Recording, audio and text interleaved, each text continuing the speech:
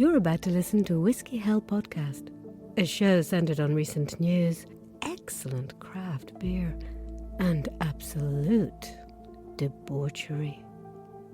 While the guys are getting ready, you can reach them on Twitter at whiskey_hell. You can also go to the whiskeyhellpod.com or email them at whiskeyhellpod@gmail.com. At the end, be sure to drop them a review as a thank you for the content. Looks like they're ready. Enjoy the show, and listener discretion is advised.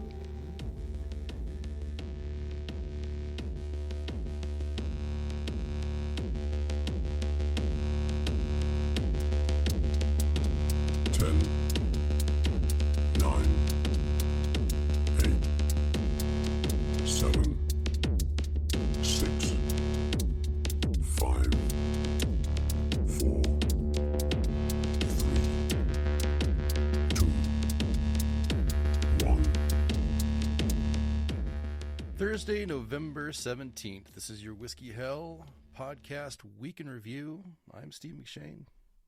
I'm Fitz. Welcome, everybody. We've got an early show for you guys. Fitz and I have some traveling to do, so we wanted to go ahead and get a show out this week. Just so you had something, we had this week covered because there was a lot that happened. It might not be one of our longer shows, but we do have a ton to get into, so we're happy to be able to put a little bit of a broadcast together for you guys tonight. Yeah, and I mean, we're heading into the holiday season here. Elections are over, and boy, did a lot of shit happen this week. Now that the elections are over, what do you know? We really did. A lot of the stuff that we've got this week, we could have spent some time on the FTX, the crypto topic last week, but we already had a pretty long show. Yeah. And we had a lot we wanted to get to there even without that, and it was just a developing story. So now that we've waited, I'm proud that we waited because we've got so much more to discuss. Yes. Yep. No, that was a good call, and sometimes you just have a nose about these things, and we both kind of felt like, okay, Binance pulled out of the deal. There must be something more here. Let's see what shakes out. And oh, daddy, a lot shook out. Yeah, and a hell of a lot did. We've got connections from all over the government now. You've got celebrities being named in lawsuits because they promoted FTX. We even have a New York Times chat that I just found tonight that points to a connection between the WEF and FTX. So that was kind of a fascinating thing to stumble across. And it's a really perverted love triangle is what's really come out of this story. And I don't mean that literally. I just mean between FTX, Ukraine, and the Democratic Party. So we have a lot to get into on that story. And, the cool thing is it's not over yet, I don't think. I mean, as McShane said, he just found another interesting chat going on just tonight. So as this thing kind of matures, the fallout from this thing, McShane, where does it stop? I'm not sure where it's going to stop, honestly. I mean, we've got so much that's been covered in it between just we're talking the guys went from being worth $32 billion in January, and now he's only worth $696 million. I know, boo-hoo, but no, wasn't that 696,000? Maybe it was 696,000. Yeah, I'm looking at that right now. All right, okay. all right. Now, right now, Portland, Oregon, just so you know, Portland, Oregon just decided to call me right now. So, oh, well, that's nice of them. I'm going to ignore that because the show is much more important than Portland. Fantastic. Well, we're definitely gonna get into FTX. We've got a runner that likes to do marathons while chain smoking. That was pretty cool. A missile strike that hit Poland. Maybe it was Russia. Maybe it wasn't. We've got more money going to Ukraine and for COVID. We even found something on low sperm counts, which was nice. Nice way to go about. That's one that seems to be an ongoing story as well. Because we covered that once before that they're finding in studies that males are having lower sperm counts, and now this one, a new study is coming out that decline is accelerating. So that's concerning for the future of humanity. Yeah. So it says right here, $659,000 is all FTX is worth. Wow. Not million. Jesus. That's fantastic. Wow. All right. Let's get Where do into we the start? beers. Right. We got to go to the beers. Right. What are you drinking over there? Beers. Oh, dude, I had a weird day. Can I just share this weird day? I'm gonna, it'll be a quick synopsis, but long and short of it is, my wife and I decided today would be the day that we would go to Costco, since I'm leaving for my trip tomorrow, and then that would mean we wouldn't get to it until next week sometime, and then that's Thanksgiving week, so we thought it might be too busy, so let's go today. Oh All my right. God. Busiest I have ever seen. So the shopping carts were completely gone. There were people just standing, waiting for other people to come out or to bring a cart back for them. I mean, everyone was standing around going, I've never seen it like this. What is happening? What's going on? I mean, I thought maybe World War III had broken out or something. Everybody was prepping, but no, it was just the busiest day ever at Costco. So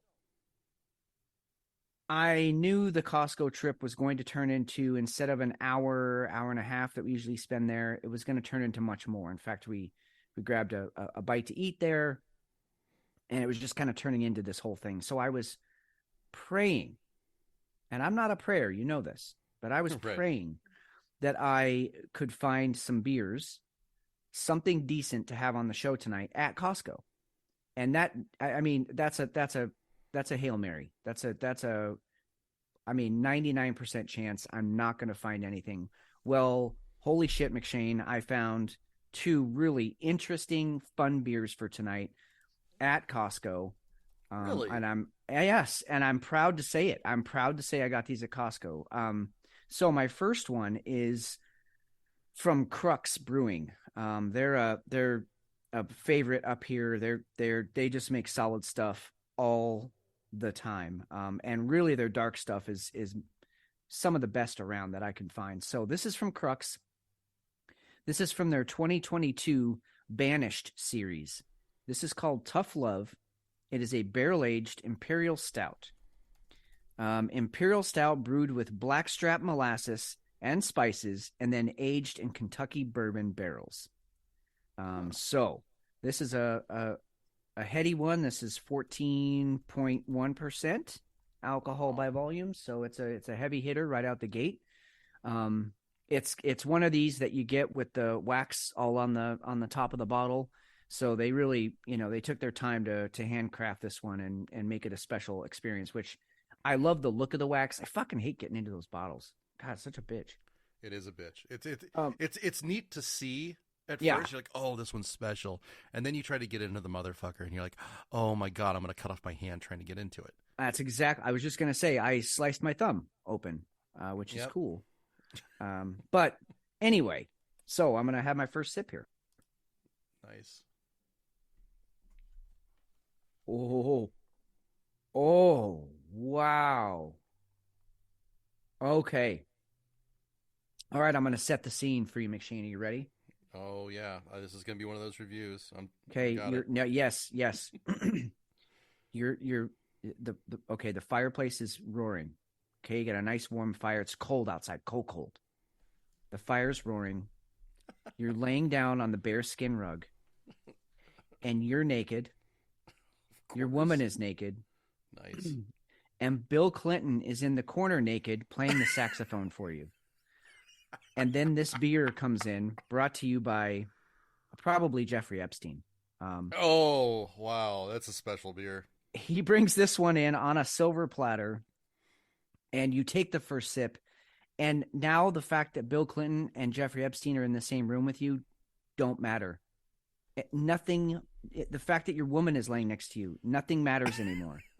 This beer just completely takes over your existence. I'm going to say it, this is an existential beer.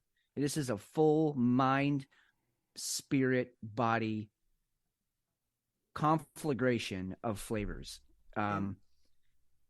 It's an imperial stout, dude. It's an imperial stout all the way, but the molasses, it's not the sweet molasses. It's the tree, the actual maple tree that you're getting from that. Really? And then those spices in there. I don't know what they are, but it's kind of burning the back of my throat. So I'm heavy cinnamon, maybe some allspice. I don't know what else is going on in here, but wow. I don't know if I can carry on with the show, man. This is amazing. Amazing. Well, that's awesome. Who was the brewer again? Crux. Crux. Crux. All right, let's go to Crux's website. Let's check. Wow, out this is amazing. I am going to continue the show. I don't want you to worry about me because I mean I'm here for our listeners, but man, I just want to go curl up in a corner and masturbate to this thing. It's amazing. Well, if you need to take a minute, it's totally fine. You hear some fapping in the background. You know what's going on. So Crux Fermentation Project. They're out of Bend, Oregon. They are out of Bend. And they're probably, I would say, I mean, there's a lot of great ones coming out of Bend. I think they're probably my favorite. There it is. Look at that beautiful bottle. Look at that purple wax. That's a big, beautiful bottle. Tough Love is bold but nuanced, an homage of sorts to the traditional Russian imperial stouts and the ruling style of Catherine the Great. We construct it with dark roasted malts, malted rye, and oak smoked wheat, and then banish it in Kentucky bourbon barrels. The aging process smooths out the edges on an otherwise bold statement, and bitterness succumbs to tender strokes of vanilla beans, hints of dried cherries, and new layers revealing themselves with each sip. And you got this at Costco. At Costco for I will say, a very decent price. I that's what I'm saying. Costco just came through for me today. So really, you know what they said, that last sentence there, new layers revealing themselves with each sip. That's what I'm really hoping for here, because each time I've had a sip of this, something new's kind of coming out. So we'll see as this warms up. But man, this is going to make one of my top beers of the year. I mean, it's really surprising me how good it is. That's fantastic, especially if you get something reasonable like that at Costco. Now, tell me something. Did they have this like in a big bundle, like they had crates of those? Because I've seen that they've done that out here, but it's never was something as good as what you found. It was. There's probably, I'd say, 8 cases of this there. Okay. And then that's it. I mean, it's a substantial amount, but not. I mean, it's not going to last long. Once word gets out on this thing, it's not going to last long. I want to go back. I mean, shit. I'll brave the crowds for this thing. Wow. That's neat. Well, I think you need to go to Crux now. I think you need to take a trip to Bend. I do. You got to do. So here's the shit of it. The last time I was in Bend, I didn't know about this brewery at that point, because we went there when we first moved here. And it's since that I've, really gotten into the Crux beers. And so, yeah, we definitely need to head back over there. Problem is, with all the snow and everything we got, the passes are closed. So I'll have to wait till the spring and let everything melt. But definitely be worth a trip over there. Bend's just beautiful anyway. So awesome. Anyway, I don't know how you follow that up, but what are you drinking? So I have an AZ Wilderness beer called Dead Out. It's a Rausch beer. I do like my smoke beers, and that's what this one is. There is no wildfire season anymore in Arizona. Fires can happen year-round. And every year, 9 out of 10 wildland fires are started by humans. Use this oak and mesquite smoked lager as a guide to make sure your fire is dead out and help protect our wilderness. So it's AZ Wilderness. They've got to make a statement with it. Unfortunately, it really is closer to being a lager than a super smoked beer. I would have liked something that was way more smoky. Okay. It's very drinkable. It's a 5.5%er, so there's not a lot to it. Okay. That's what I was going to ask you. Sometimes the smoky beers can get it's overwhelming. Like, it just clouds everything and you can't even drink it. Yeah, I would have liked to have had something a little bit smokier. That's just my preference. But it's very drinkable, though. Would I go and buy a 4-pack of them? No, that's not what I want in a drinkable beer. But well, I don't want to smoke beer in a drinkable beer. Let's put it that way. Yeah. It's just it's kind of a niche. I want to smoke beer when I want to smoke beer and not to buy it in mass. So, good. Not mind blowing though. Not mind blowing. All right. Well, I mean, not every beer can blow our minds. So that's okay.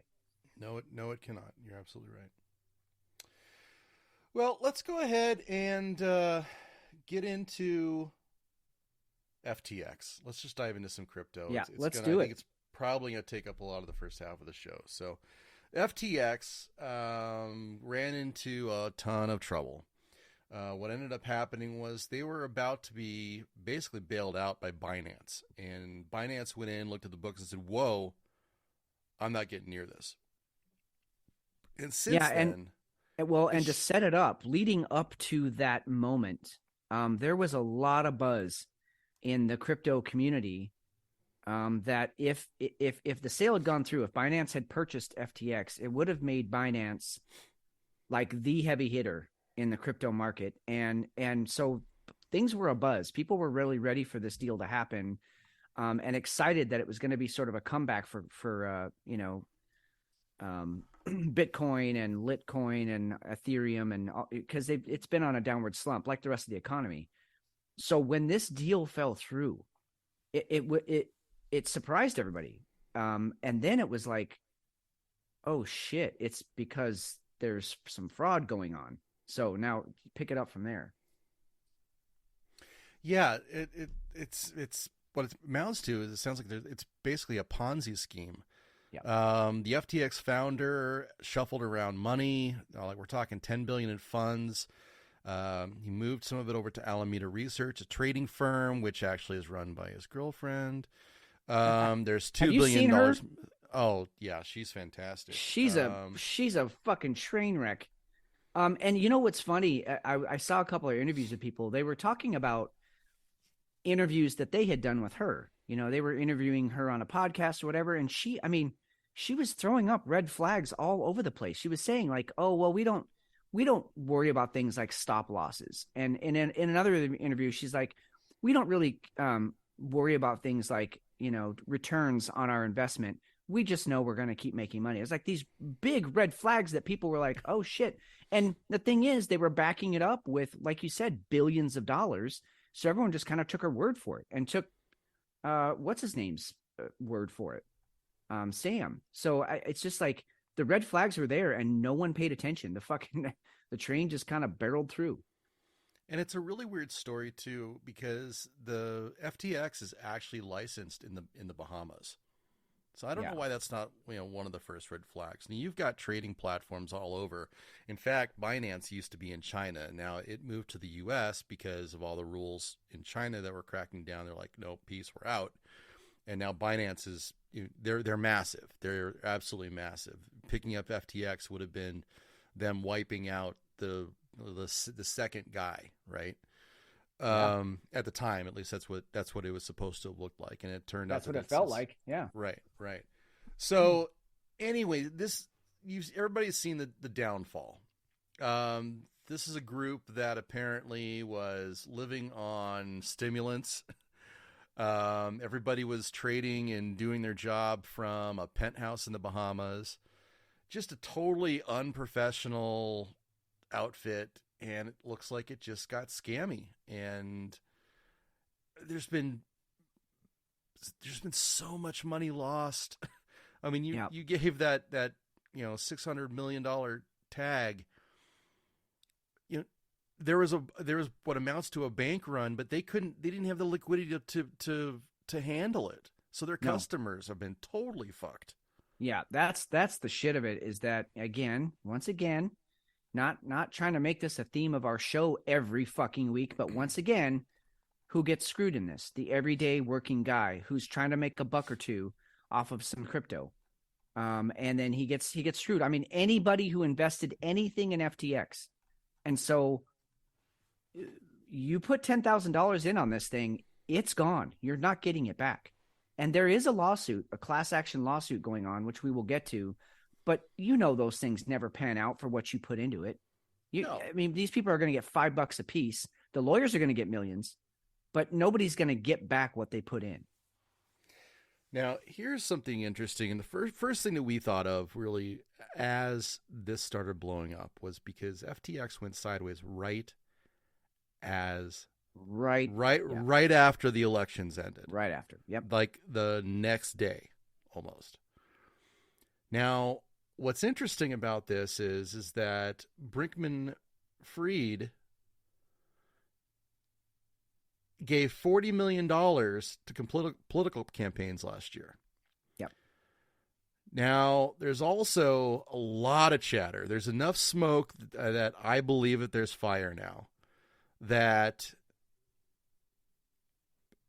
all of the billions, maybe not all, but a hell of a lot of the billions that's been funneled into the Ukraine actually ended up going back to FTX. Because Ukraine was a big investor in FTX. Now, I will say some of it went back to FTX. Some of it went to, what do you know, Democratic campaign money, like hundreds of millions of dollars. They were the biggest. So the money went from FTX to Ukraine. The corporation, the outfit that took the money in Ukraine then donated. They were the biggest donator to Democratic causes this election cycle. The biggest. Tell me that doesn't stink. See, I didn't see that. I know when I looked at least what I've got here on the Daily UK, we've got George Soros at over 100. Looks like about 130, 140 million. Richard Uline at almost 80 million. Then Ken Griffin, Jeffrey Yaz, Timothy Mellon, and then Sam Bankman-Fried at looks like just about 40 million. So I hadn't heard that, but it wouldn't surprise me, and especially if the money's being funneled back into well, I think we both said it seemed like it was money laundering. Yep. Yeah, and I mean, so I'm on a Newsweek article here, and basically those claims are unsubstantiated, so I don't want to talk about them as fact. However, there are multiple investigations going on to find out if that was the truth. That that posted between November 12th and 15th claim that Ukraine sent billions of dollars sourced from foreign aid to FTX, which was then sent back to the Democratic Party.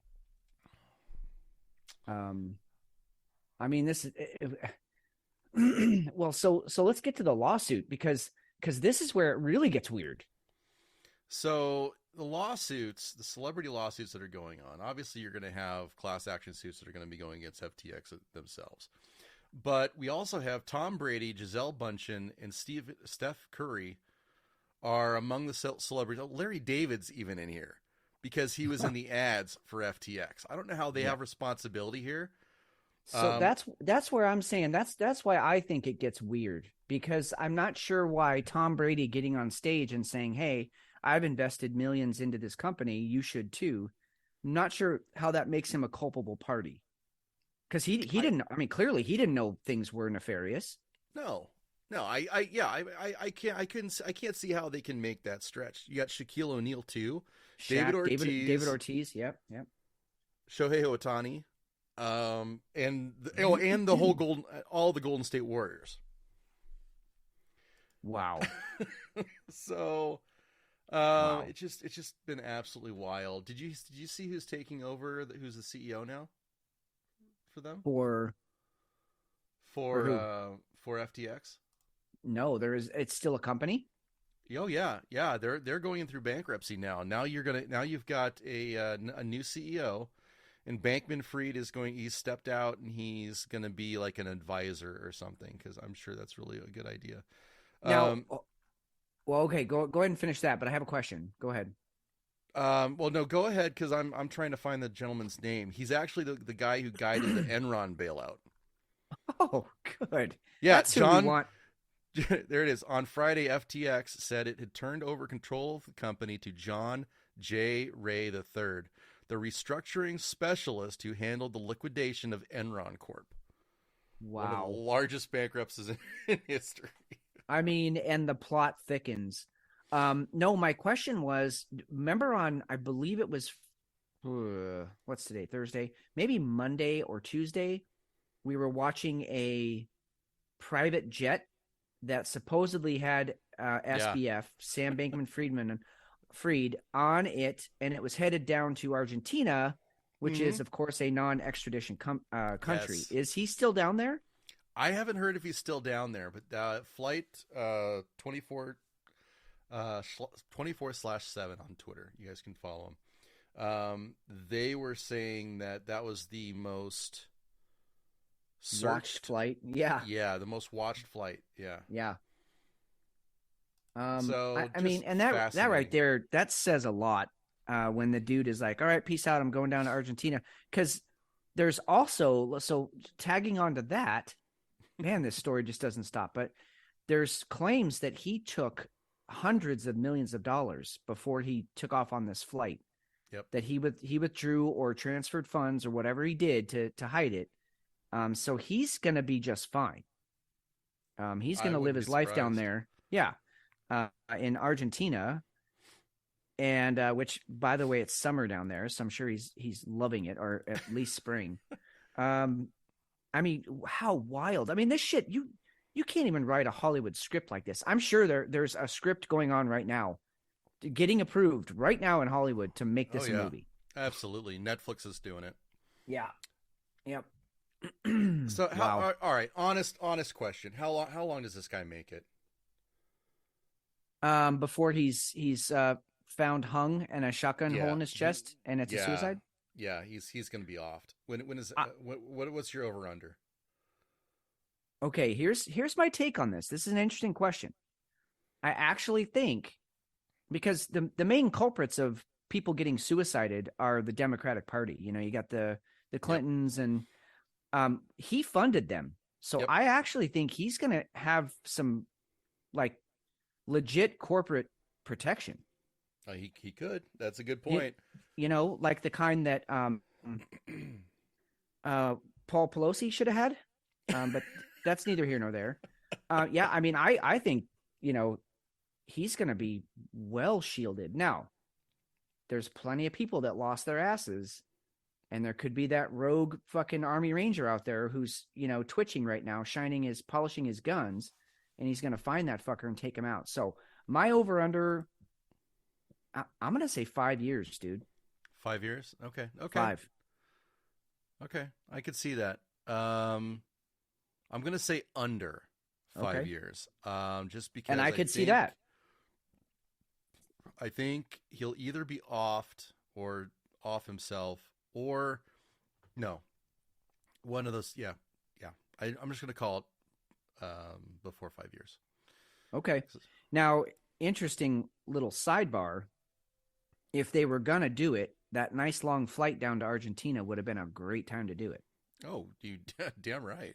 And he made it. So allegedly he made it down there. So I don't know. I could definitely see it being next week. But I have a hunch he's protected by the people who do that kind of thing. And he might be okay for a while.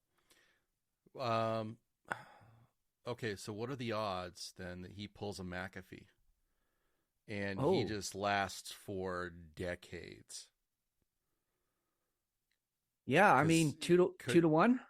I mean, so here's how we structure it. We'll have to have Hefe weigh in about how he would actually handicap it. But if he makes it to 5 years, anything past that, we're talking, I think he's around for decades. How agree. does that sound? I agree 100%. Yep. Okay. All right. Because I want to throw another curveball in here. All right. Did you know that FTX was a sponsor of the WEF? No. Yes. I'm shocked. Crazy, right? So the WEF wiped them from their pages. Yeah. Sorry, but we can't find the page you're looking for. But it was a page. But wait, there's more. The New York Times, November 30th. There's an annual New York Times to host annual Deal Book Summit on November 30th. Okay. Now, this. Well, wait. Hold on. Can you go back up to that list of speakers? Yeah. This is I wasn't even to it yet. Yeah, we could. Sorry, I just saw the headline up there, but no. Okay, go ahead. Here's the full list. Eric Adams, New York City Mayor. We've talked about him. Sam Bankman-Fried, SBF. Xiao Chu, the TikTok CEO, owned by China. Larry Fink, BlackRock Chairman, CEO. Reed Hastings, Netflix founder. Andy Jassy, Amazon President and CEO. Van Jones, CNN host. Scarlett Lewis, Jesse Lewis Chu's Love Movement founder and mother of Sandy Hook shooting victim Jesse. Mike Pence, Benjamin Netanyahu. There you go. Priscilla Sims Brown, Secretary Janet Yellen. There you go. And this next one is a great one. President Volodymyr Zelensky of Ukraine. Yep. Oh, Zelensky is going to be there. And who else? And one more. Mark Zuckerberg. So this is a who's who of either people that are have so much money that they shit gold, or people that are, the sweethearts of the Democratic Party. That's a who's who of who's going to be speaking at this thing. For the New York Times. Shocker on that one too. All right. Now here's the punchline. You ready? Are we awake yet, everybody? What's the punchline? The main partner for the New York Times talk is Accenture. Yeah. Who is the main arm of the WEF. You bet. They're the ones who make Davos happen, which is the WEF's, big meeting every year. In Davos, Switzerland. They're the people that make it happen. So you can go to this for $2,499. It is a summit on November 30th, and it is going to be at New York City's Apple Room at Jazz at Lincoln Center. So please get right on out there. Maybe you can win some tickets on your local rock station. I don't know. So Howard Stern's probably doing a giveaway for that. Yeah. So when you put 2 and 2 together, and then you get 4, and you've got smoke, and there's fire, and things. This stinks to high heaven. I've got one more for you, right? I feel Jesus. like Okay. we're throwing in like we're gonna throw in the custom running boards, right? Global banks pilot the digital dollar. Global banks partner with New York Fed for 12-week digital dollar pilot. And this came out yesterday or 2 days ago. Yep. I mean, again, the timing on this, Right after elections. Right, yeah. Elections Elections are done.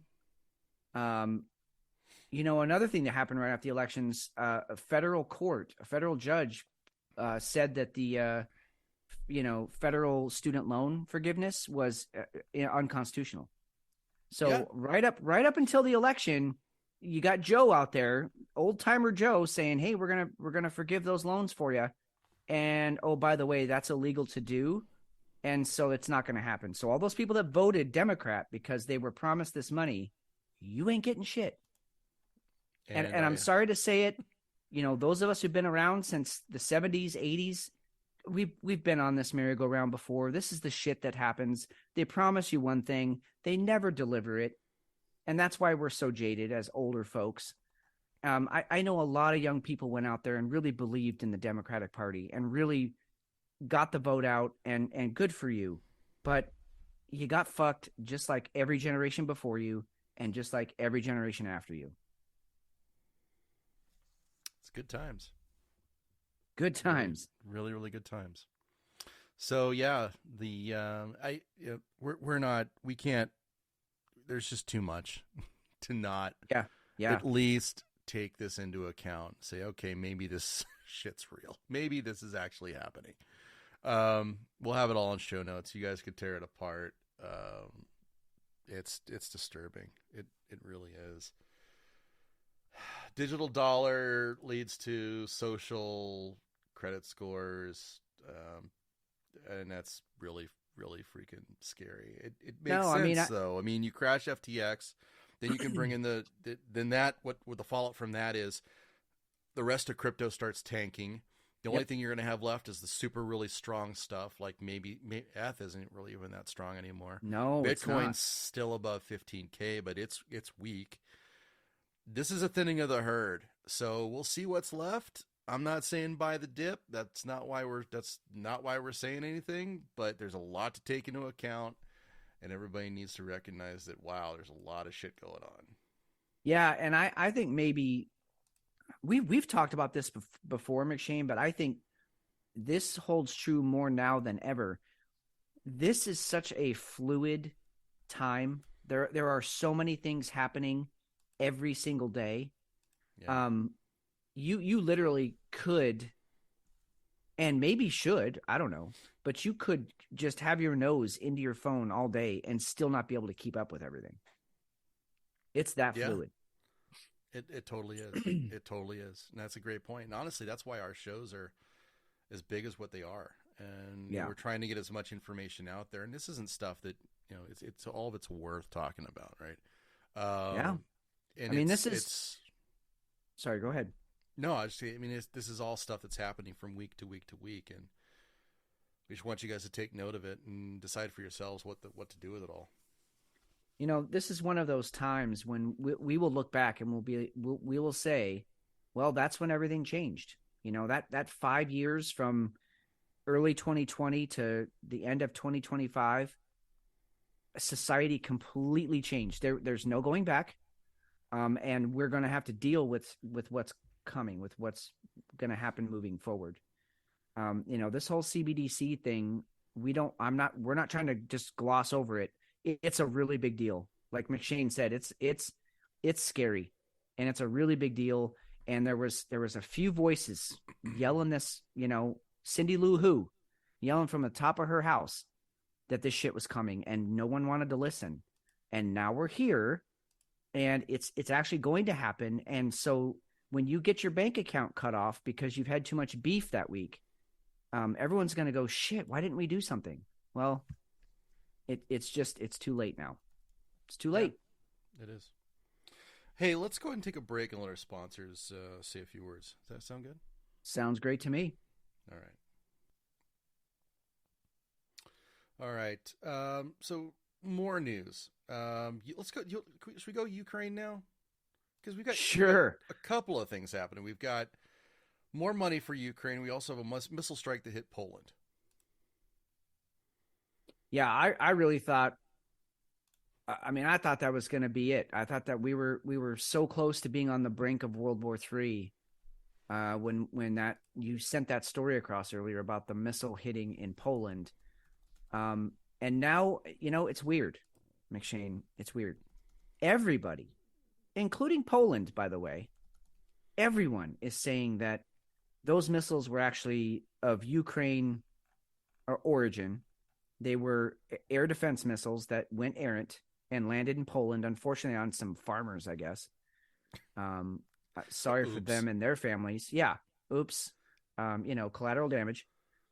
Everyone is saying that those were Russian missiles, except I'm going to give you one guess who the one country is that's saying they weren't Ukrainian missiles, but in fact Russian. U.S.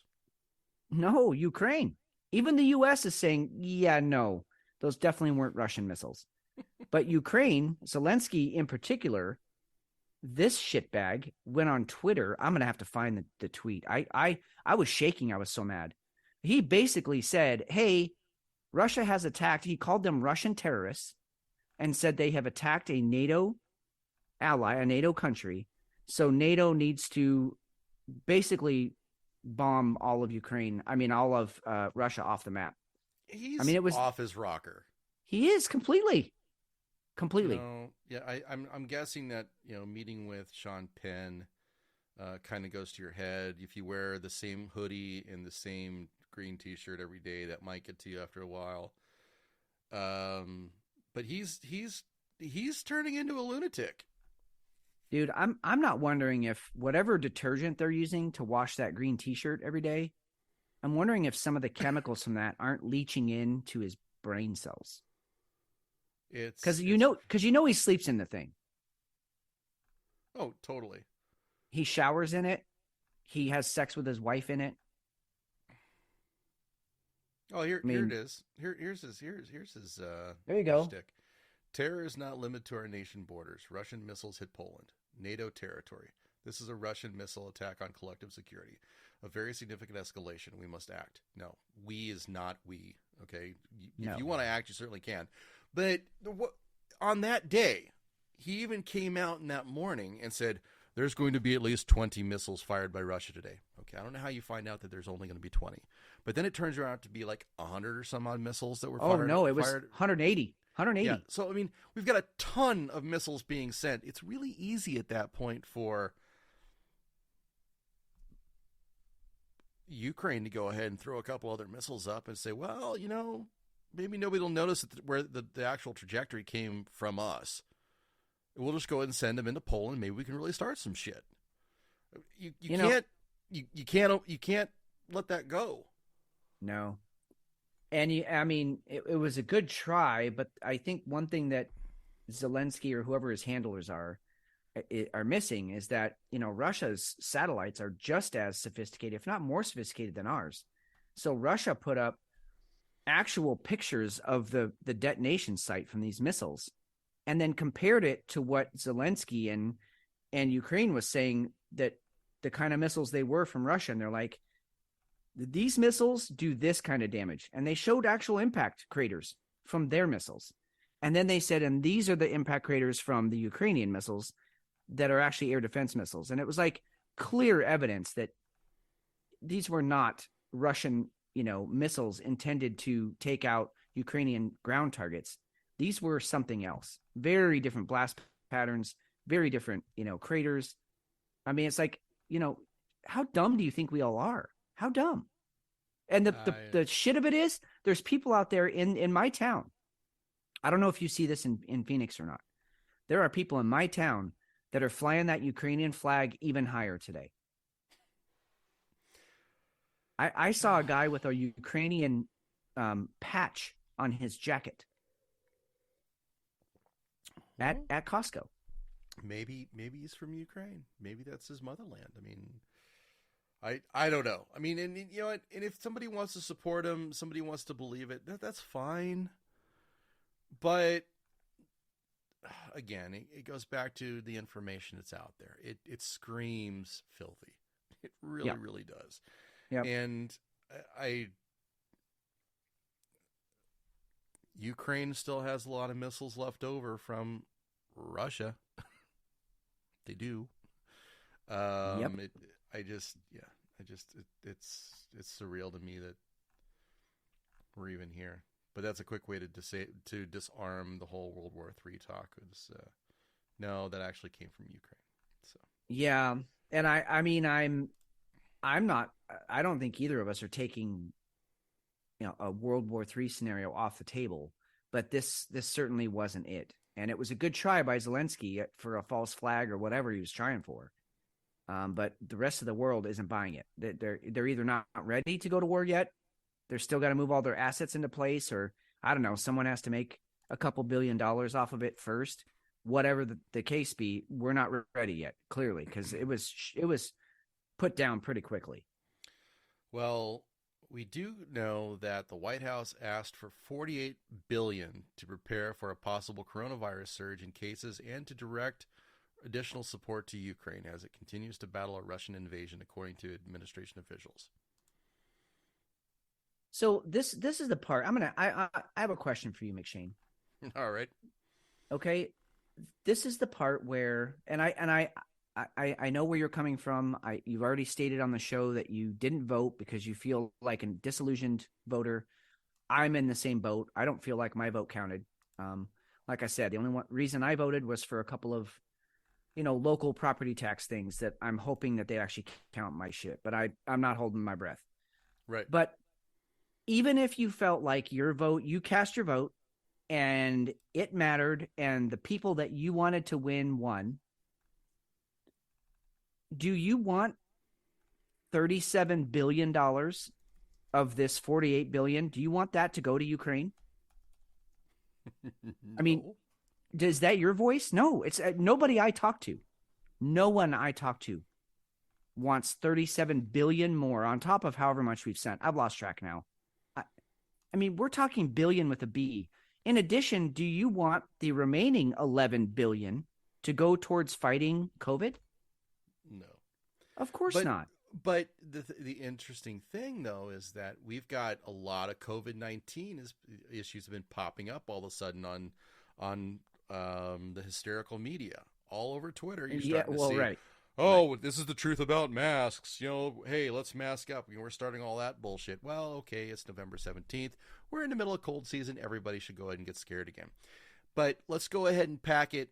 It's like a pork bill, right? I mean, let's go ahead and pack as much shit into one thing as we can, and let's go ahead and, we're going to go ahead and get $38 billion for Ukraine, but at the same time, we're going to go ahead and put another $9 or $11 billion for COVID too, and everybody's going to vote for it because, it's helping Ukraine. The $38 billion's like, that's double what we've given, or probably a little under double, but it's still, that's a massive amount. For what? I don't know. I mean, we've been saying this since the beginning of this thing, but it's so annoying. Putin, all he has to do is sneeze and fart at the same time, and Ukraine will no longer be on the map. I mean, for anyone who thinks that he put his full military towards that last invasion, you are way out of touch. He could do it tomorrow if he wanted. So the 38 billion, I don't know what it's going towards other than laundering more money. That's what I really believe is happening.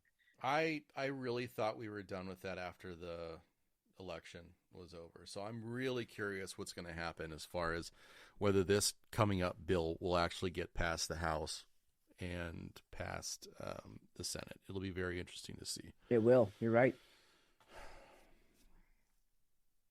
Hey, did you hear Nancy Pelosi is going to be stepping down as Speaker? I did hear that. Yeah, she's going to keep her seat. I think just so she can stay on committees, so she can get insider trading information. But she's not going to actually be in leadership anymore. So she's going to help guide the new leadership, but she's not going to be, part of the, this obviously the I guess what would she be, the minority leader? I guess, because I think the House is Republican controlled after everybody gets sworn in. Yep. So who's that going to be? McConnell? No, he's in the Senate. He's in the Senate. Yeah, he's the Senate majority leader. Real quickly before we go too far into that, on August 11th, 2022, we had already sent $54 billion in aid to Ukraine. I can't seem to find a recent article as to how much more we've sent, but let's just pretend it was that 54 plus the 37 that we're sending now. So we're getting painfully close to $100 billion, and I'm sure we're over that, but let's just pretend we're not. How much is that divided by every citizen in the country? How much is that? How many homes could that provide for homeless people? How much more veteran care could we give to our brave men and women who served and are missing limbs and can't get any help with their pain meds, their pain management? I mean, we could keep going. How far could that go towards people's medical bills when they're underwater by $100,000 because they got some kind of cancer that came from the food they've been eating? I mean, you can go on and on and on what that money could do for us here at home, and yet we send it to this fuckstick. It just kills me. Anyway, I mean, it kind of ties in because Pelosi's been part of the problem, and I'm very glad that she's out. I'm very glad she's stepping down. I'm tired of seeing her dumb smiling face. But I just I don't have a lot of hope for whomever is going to be the House Speaker. I don't. No, I don't either. I mean, and they're going to be a minority anyway, so I don't think the House. I don't think anything's going to happen in the House. But No, you've I don't still either. got the same president, and you've the Senate's still the in totally got sidetracked there. Yeah, Senate's still in Democratic control, and the House is Right. in Republican control. So it's like, I mean, I said this in a text earlier this week. I feel like they gave America the illusion that we're going to give a little bit more power back to the Republicans. You're right, Democrats had too much power, but not enough that they can make a difference. Right. Because any bill that's written by someone in the House is going to be put down by the Senate and then the president if it gets past the Senate. So really, they gave them no power at all. All we have now is a hung jury. We're not going to get anywhere with this. Right. Well, and you've got a president who's just going to put out executive orders anyway. So, right. Okay, so you called it a month or two ago that Pelosi was going to go get an Italian ambassadorship. How long? Yeah. Now? I mean, that's still on the table, but she's gonna stay in the house. I mean, God, it's just so maddening. We are paying this woman. We are paying her to get insider information that she can then trade with and make more money. You and I are paying her. I don't know how people aren't upset by this. You ready for another beer? Yeah, I am. I just have to tell you, as this warmed up, the dried, like the dates and the cherry flavor really came through nicely. This thing has just continued to morph every sip. This is a really special beer. I lucked out on this one. I'm very happy I got it. So it finished great. How did yours finish up? Like water. It was like flavored water. It's more like a tea, I think. So it was fine. I didn't have any problems with it. I just wouldn't get it again. Yeah. Arizona Wilderness started out being a really super adventuresome Arizona brewery.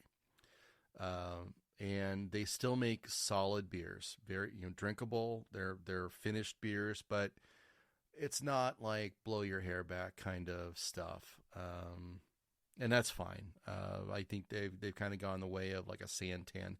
Santan does some really nice brews, but doesn't blow your hair back. They play it very safe now. Yeah. That's fine. That's their prerogative. There's plenty of great Arizona breweries that are blowing the doors off and way more fun, way more adventurous. Sure.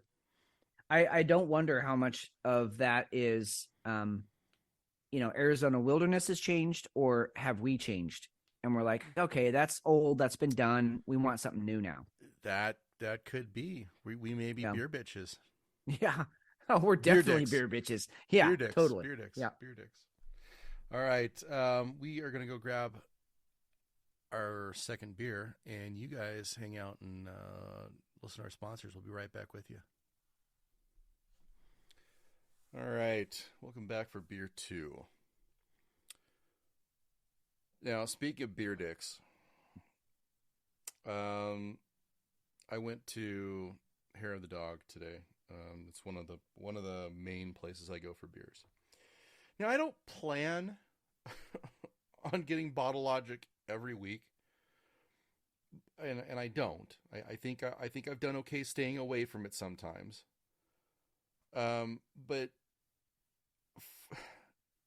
it's hard when they have something that I've never had, and it's blatantly right there in front of my face saying you need to buy me. And it's from 2021. Oh, shit. Yeah. This is a 2021 More Time to Explain Breakfast Stout. Oh. So I'm going to be taking off on that. And it looks like we got a Hefe sighting. We do indeed have a Hefe sighting. Hefe, what's going on? Oh, not too much. How we doing? We're just getting into beer too. Yeah, your timing actually couldn't have been better. We just came back from our little sponsor break and grabbing our beers, and then here you are. So, what's the 411? How's the night looking over there at the? It's shitty. Yeah, it's a Thursday night. Yeah, they're usually hit and miss. I mean, I don't know. It's just kind of blah here. There's a couple of good people, but I'm just beating the shit out of people too tonight. So I guess it's kind of my fault. You're the cooler tonight, huh? Kinda. Yeah. But there's still time. Hey, how's your night going? We're doing well. We're solving the world's problems one drink at a time. Nice. We've covered FTX and all that lunacy. We got into some missile strikes in Poland, money for Ukraine, and Nancy Pelosi stepping down. I'm assuming that she's actually going to start a porn career now because she's got those massive jugs. She does, yeah, she does have some wagons on her.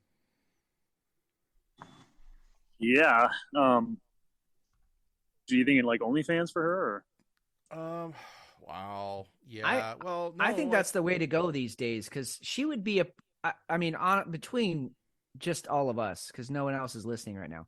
Right. I think she's a pretty niche market, don't you? I mean, you couldn't just throw her up there with like, I don't know, some major porn star with like a 7-foot cock, and have her just go to town on it. I don't think anyone would watch that, but there's definitely a segment of the population that would want to watch her, close $100 million deal on some stocks or something, shirtless, of course. Yeah. Oh, totally. She's didn't she have a job lined up already though? Yeah, I there was rumors that she wanted to go be the diplomatic ambassador to Italy, and go live out her days on the Mediterranean, while of course we pay her salary, and her health benefits. But she's decided to stick around. She's stepping down as House leader, but she's not going to. She's still going to keep her seat at least for 2 more years. Huh. 2 more years, huh? I heard an interesting mistake on a NPR story this morning, and I thought I'd get you guys' take on. I don't know how an organization like National Public Radio makes a mistake like this, but they were talking about Pelosi and how she was the first woman. This is how they worded it. She was the first woman. No, they said female. Sorry, we're not using woman anymore because we can't define that word. She was the first female to be second in line to the presidency. Now, that's actually not true. The vice president is second in line to the presidency, right? I mean, if Biden goes down, Kamala takes it. Yeah.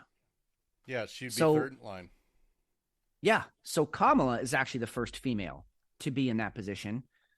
Pelosi was the first female to be in third position. Yeah. I just don't know how you make a mistake like that. Yeah, they really did. Well, it's NPR, unless they're talking about something woke. Yeah. They get sketchy. Right. If they worded it a certain way, though, like if she's second in line to take over for the president, then she's technically second in line behind Kamala.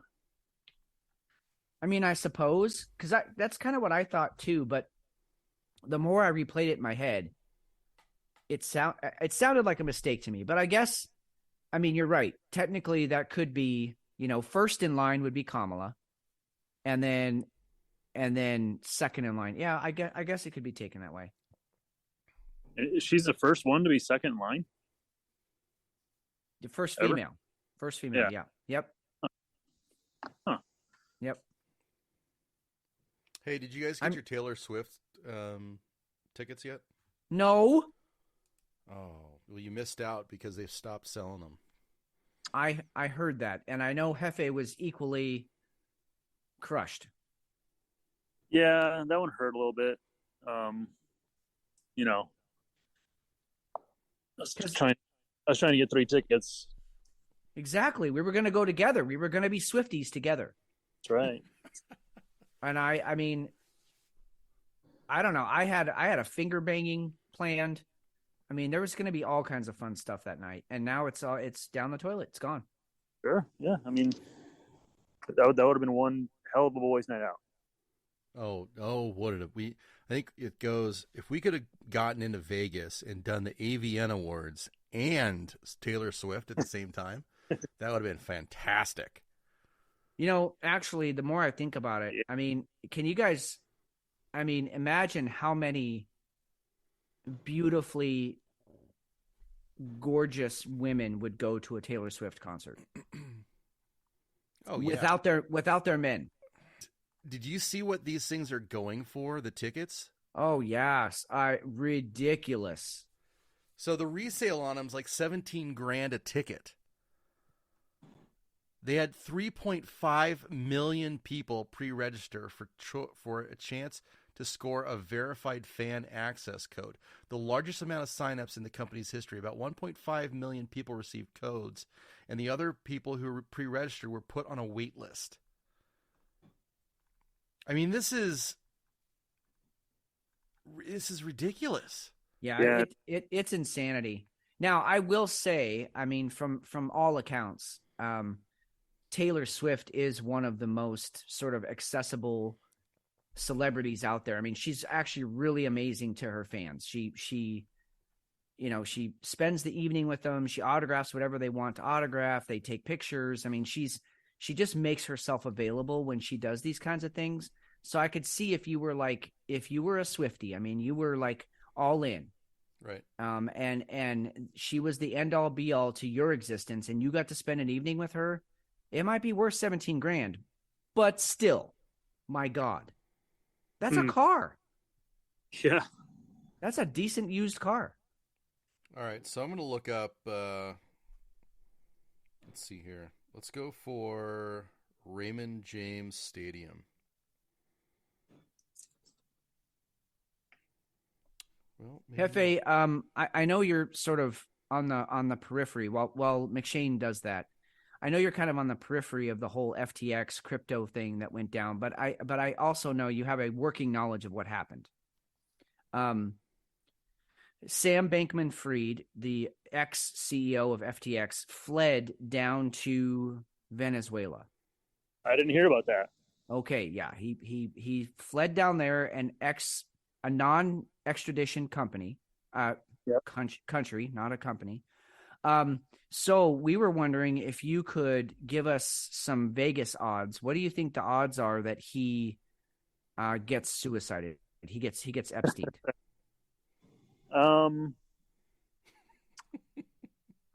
Well, because you're the gambler. You're the one that understands these odds. So what do you give him? He's got a bunch of money still, though, right? Allegedly, he did take a bunch of what was there right before the big crash. He took a shit ton of money with him down to I'm sorry, it's Argentina. Did I say Venezuela? I meant Argentina. Yep.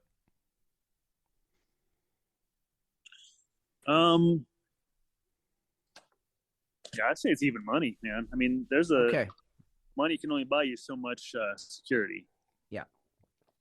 Yeah, no, that's good. You're right along with our thinking. It'll be interesting for you to hear how we discussed it earlier in the show before you got on, but that's basically where we were at. I mean, McShane asked me over under. I said he makes it 5 years, and then McShane came back with, well, if he makes it 5 years, he probably is going to make it, for decades because he's made it that far.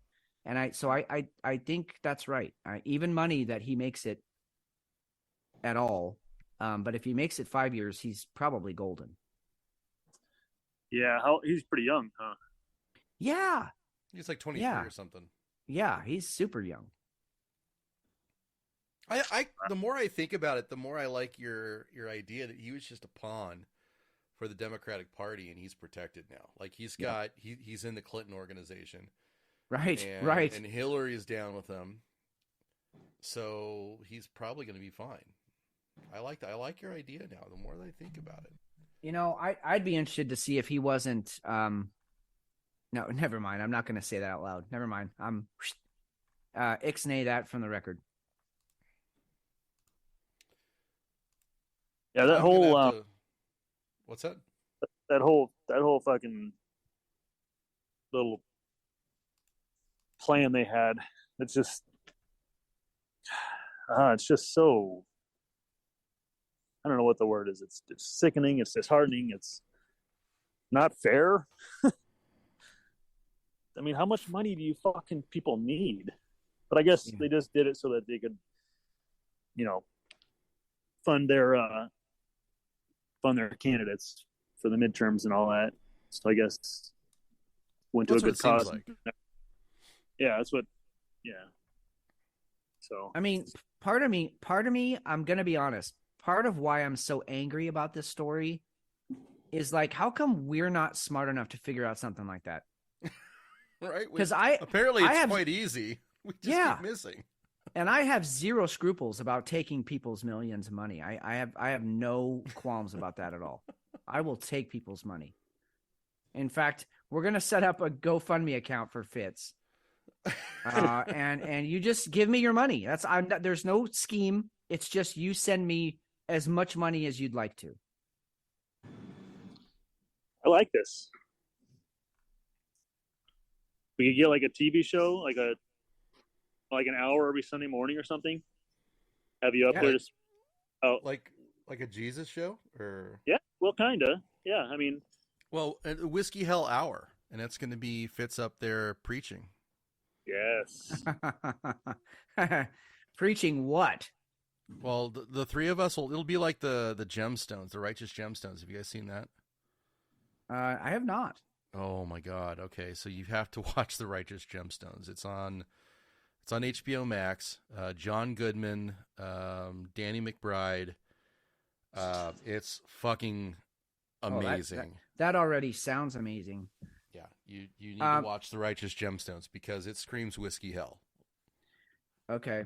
Well, you know what I could do for an hour every Sunday, and I like that it's on Sundays, is I could just do like beer reviews, and I mean, just my special beer reviews where I'm, getting deep throated by things, and until I pass out. Right. I mean, so for the last probably 15 minutes of the show, you guys would step in and be like, hey, if you'd like to help out this severe alcoholic, here's where you can send money.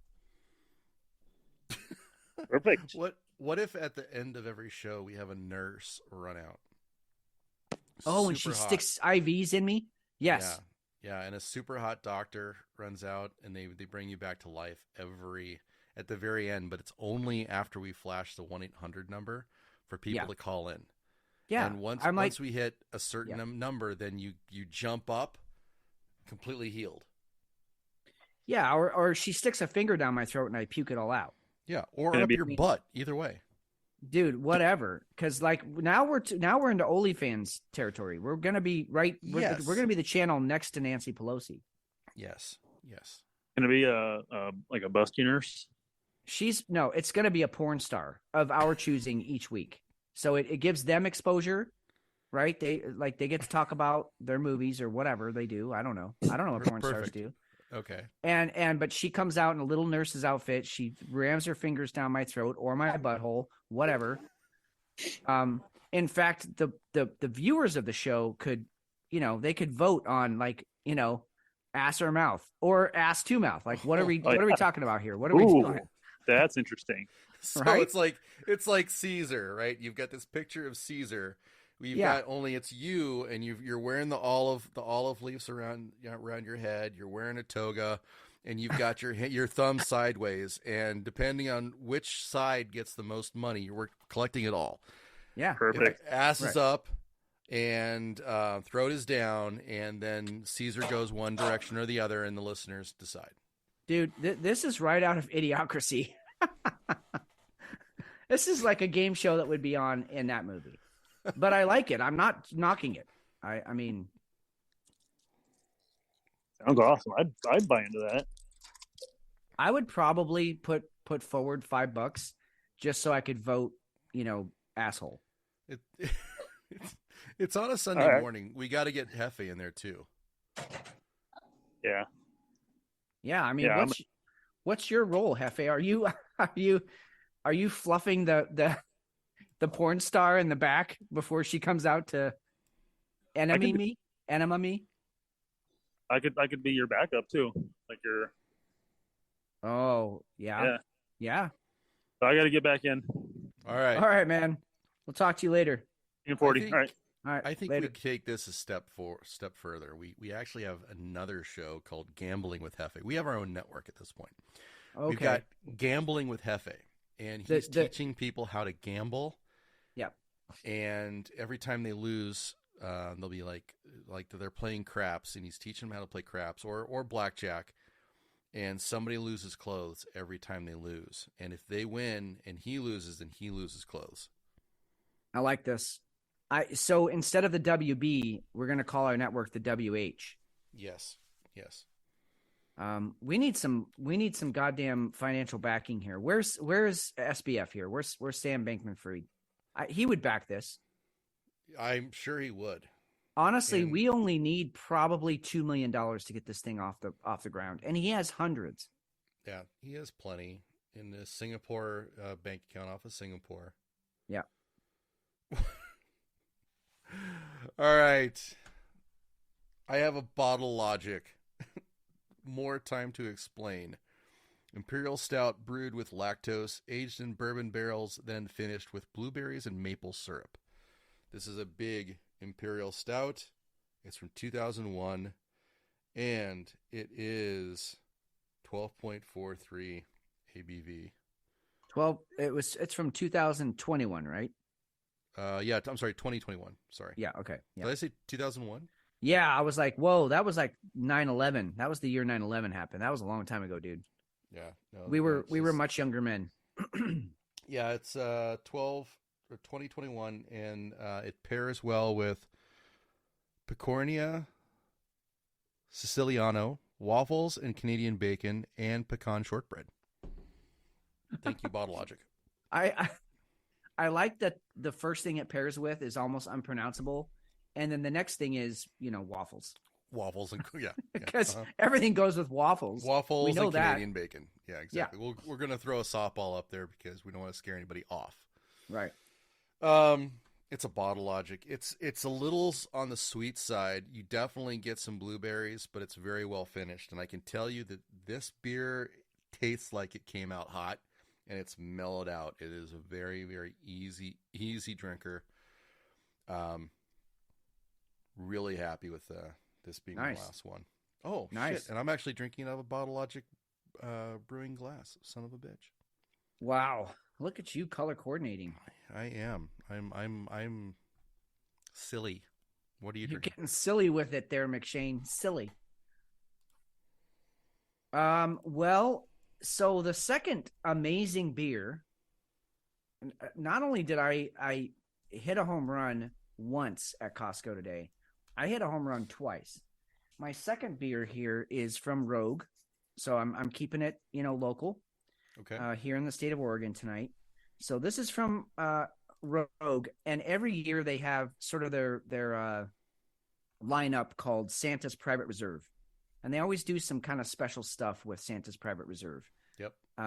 Usually, almost always, it's some sort of imperial stout or some sort of stout mix with some cool flavors. Well, this one does not disappoint. So this year's Santa's Private Reserve is a stout with natural tahini, tangerine, and chocolate. Oh, wow. So I don't remember when it was, but someone told me about, the two flavors of citrus and chocolate together, the orange or the tangerine with chocolate. And I thought, that's a really odd combo. I'm never going to eat that. And then I actually had one and I really liked it. So when I saw this beer, I thought, man, if they could capture that flavor. And in fact, I don't really like chocolate unless it's with either peanut butter, raspberry, or orange /tangerine. So if they could capture that in a beer, I would be a very happy man. And I'll tell you what, they did it. This thing is, you get the chocolate up front, and then you get the strong orangey tangerine flavor in the back. And the tahini is like it's made from sesame, so it's kind of a nutty flavor. So it almost tastes like a hazelnut in this beer. You almost get a hazelnut finish after the orange. It's very complex, very unusual. I'm going to tell you right now, it's not going to beat the Crux that I had first, but this is a damn good beer. I'm very happy with it. It's very good. That's interesting, because one of the things they like to play around with, and I think it's because their farm is hazelnut, the flavor of hazelnut. Yep. So that's interesting. Now you said, what was it was Rogue's Tahini? No, it's called Santa's Private Reserve. Okay. And then it has, and so it's the 2022 Santa's Private Reserve. Okay. So I'm going to read you the little story on the back here because it's actually kind of cute. And I it. don't normally do cute, but I'm going to read the story. Santa has always been convinced that all great confections come from the North Pole. So we reached out to our friends at Honey Mama's, which is a local candy maker here in Oregon. We reached out to our friends at Honey Mama's to help us show him otherwise. The Honey Mama's crew whipped up some of their favorite tasty treats, and we sent them up to Santa in a care package. It's safe to say he feels a bit differently now. For mere minutes after receiving the delivery, Santa was on the phone with us, gushing about the delicious goodies, begging us to recreate this in his annual private reserve. Per his request, we teamed up with Honey Mama's to create this tahini, tangerine, and chocolate-flavored stout. Santa is sure to love it, and so will you. So, it's a very good beer, very different than anything I've ever had. To combine the chocolate and orange like that, tangerine, very different. But it's pleasurable. It's really nice. It came in a 4-pack, so I'm really happy I've got more than one of these. Wow. So yeah. I'm going to call it. You killed it on your beers tonight. And I love that you did all this killing at Costco. That's right. How amazing is that? Me too. Blows me away. Super impressed by that. Yeah. Good for Costco. I mean, I love mine, but you're really scored some really, really great beers. Now, tell me something. Do you think we've been drinking Rogue for a long time? My favorite's Rogue Dead Guy. Yeah. We went through the whole voodoo donut phase. I mean, there's the Arrogant Bastard. Arrogant Bastard. That's Stone. Excuse me. Yep. Do you think that Rogue still has it? Obviously this beer is quite something, but do you think Rogue's still has teeth in the game? I do, and here's why. I've their head brewer. I can't remember his name, but he's actually committed to. He wants to have his standbys, his go-tos. The Rogue Dead Guy. Their IPA is solid, but he is committed to trying new things with beer. They're even doing whiskey now. They're doing Dead Guy whiskey. So he's pretty committed to trying new things. And if it works, he's going to stick with it, and it's going to become one of the regular things. If it doesn't, or if it's just kind of fun as a one-off, then that's fine too. But he's out there. They're still putting out brand new stuff every year, and I really love that they are. So yeah, I do. I think they still have it. They're kind of like Arizona Wilderness. They're not going to be on that cutting edge like you have to be if you're going to make it in the craft beer world. But I think they're solid enough that they're still going to be putting out. I mean, again, this beer that I'm having tonight, that's a testament to it. They could just sit back on their laurels and do what they've been doing, but this is brand new. This is very different. So yeah, I do. I think he's got it in him to keep trying enough new things. So, excuse me. I like that they're still owned by their own company. You know, Yep. they're still owned by the original founders of Rogue Ales. They haven't been bought up by anybody, which honestly, I'm sure there'll be another craft beer boom at some point. But they weathered the first one, and they didn't get bought out like everybody else seemed to have done. So that's cool. I'm glad you're still finding stuff that's new and fun. And I down here, we get their staples, but that's about it. We don't get a lot of adventuresome things, which that's the only reason I really wanted to ask your opinion on that. So yeah, we get, I mean, obviously being this close, I mean, we're an hour and a half from their brewery. We get everything they put out. And so, and I'll be honest, some of it's not up my alley, but I would expect that from somebody who's trying new stuff. I mean, some of it you're not going to like, and some of it you're going to just fucking love. And that's what you got to do. You got to take those chances. So I guess that's what I'm saying is he's still willing to take the chance on some new stuff. Hey, so the new fundraising season has started for Donald. Oh God. He's running for president again, which is great. I think it's very Yeah. fun. It's huge, and it's going to make America great again. So that was a failed, ridiculous announcement. Like it just kind of squeaked out. Even he had a big party for it, and nobody really cared. They actually locked people in there so they couldn't leave. Yes, they did. I heard that because nobody cared. Yeah, that whole announcement was like, it felt to me like those times when, you know, you feel that you feel something brewing in your belly, right? And you're like, okay, I'm going to go take the most epic dump. And then like just a little tiny turd drops out and you're like, that's it? Really? Really? That's it. Really? Come on. Just enough mass that it splashes back up on your anus and then it goes away. That's what they felt like. There was all this build up, you know, big announcement by Trump tonight, which we all knew what the announcement was going to be. And it was just a tiny turd of a speech. It was really terrible. It fell flat on its face.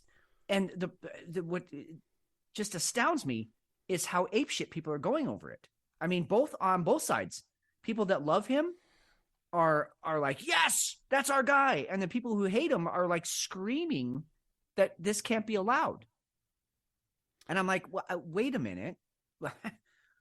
We're talking about Donald Trump here. He is, up until this last president, he was the biggest joke we ever had in the office, in my opinion. The things he said, the way he behaved. I'm not saying he did everything wrong. That's not what I'm saying just his behaviors. He was a clown. And so, but people take him so seriously. It's crazy. It really is. It really is amazing. And quite honestly, it really is just going to come down to, it's a fundraising. He's going to take votes away from DeSantis. Yep. And the world's going to be, or the country's going to stuck with another Biden. And that's the prediction right up front. It's frustrating. Yeah. One of my buddies and I were talking about that tonight, that, I mean, I really see two factions of the GOP, and they are the Trump supporters and then the DeSantis supporters. And I feel like they're going to tear each other apart. And so whatever's left at the end of that, you know, that cat fight, is not going to have enough steam to fight whoever is the Democratic nominee, whether it's Kamala or hell, maybe Pelosi runs for president. I don't know. Oh, she's only 105 or whatever. So she could do it, right? Yeah, she's totally fine. That would be great.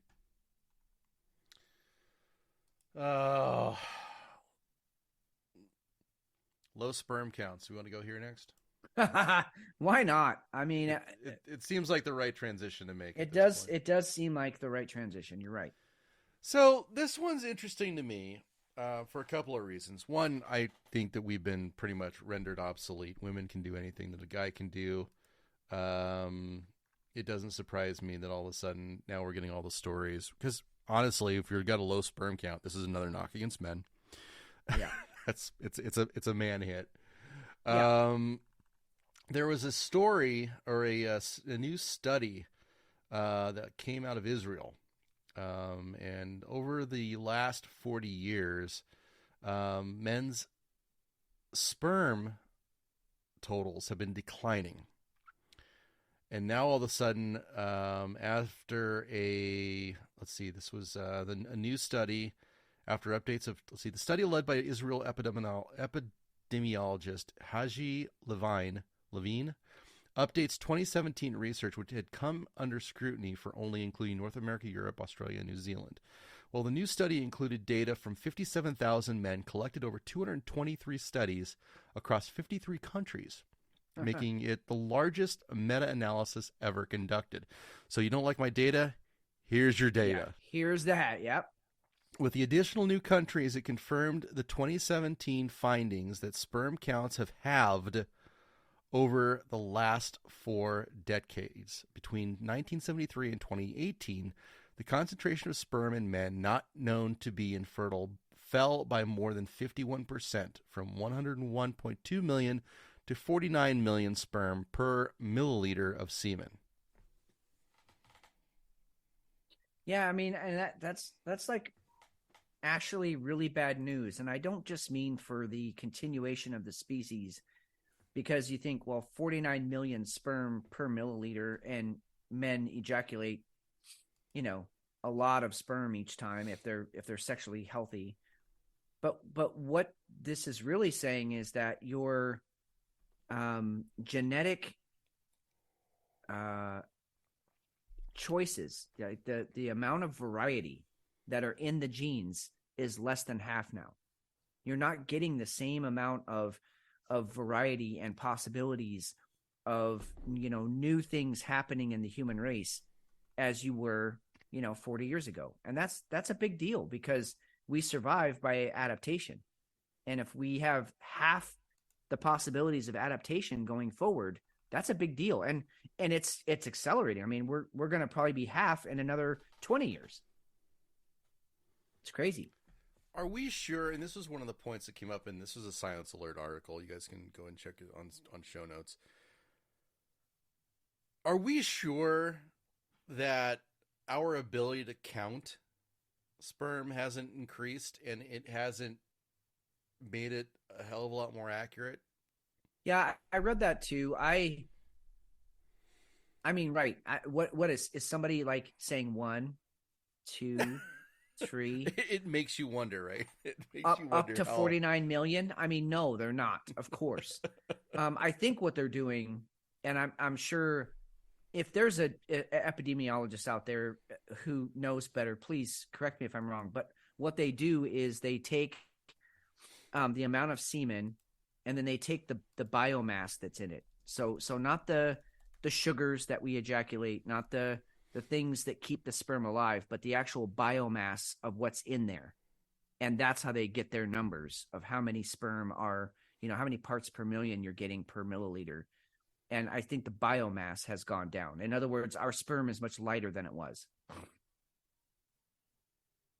But I don't know. I could be completely wrong on that. I feel like there's a punchline in there somewhere. Like no. I was being scientific. No, but, I know but, you were. I just feel like yes. I need to have some kind of a punchline to go along with it, and I don't. I agree. But I agree. Did you know you can get a sperm check test from Walgreens Personal Care? Yeah, you can. At-home sperm testing. I had no idea. I never thought I would ever have to check. I mean, this. we do know this. We do know this, that infertility is a very modern problem. I mean, yes, right? I mean, women didn't have any problems getting pregnant 50, 60 years ago. And if they did have problems, then it was sort of an indication that, maybe motherhood or parenthood is not for you, because your nature's telling you you shouldn't sustain life inside of you. But now, with all the fertility labs, and it was interesting what you said in the beginning of this piece, is that women can do anything men can do. I know how you meant it, sort of in the, the sexual realm, which is they can please themselves, and they can, go to a sperm bank, and they can do, in utero, or what is it when they fertilize an egg in the viral? They can do all those things, but, and again, I'm just stating a fact here. Women cannot do everything men can do, nor can we do everything women can do. I don't know where we went off that's not okay. And I guess it was in the fact that men just stated the fact that we were superior. Well, we might be superior in athletics, but we're certainly not superior when it comes to emotional intelligence or people skills, ability to make peace. We're very warlike. We don't make peace well. So, and that's okay. We can all have different skills. Even between men, there's a vast distance between say a Michael Jordan and a Fitz. I mean, I cannot do the things he could do, and nor would I ever claim to be able to do the things he could do. And I don't know why we have to pretend that women can do anything men can do, because we can't. They can't. The women's championship World Cup soccer team played a high school team of 14-year-olds and got beat 4-1. And the high school team didn't even put in their starters in the second half. That's a verified fact. So don't tell me that women can do everything men can do. However, when it comes to partnerships and sex and all of those things, I mean, we are obsolete, dude. We're dinosaurs. They literally don't need us anymore. And to me, that's kind of a go woman power. I'm all about woman power, but I'm also a little bit sad about it.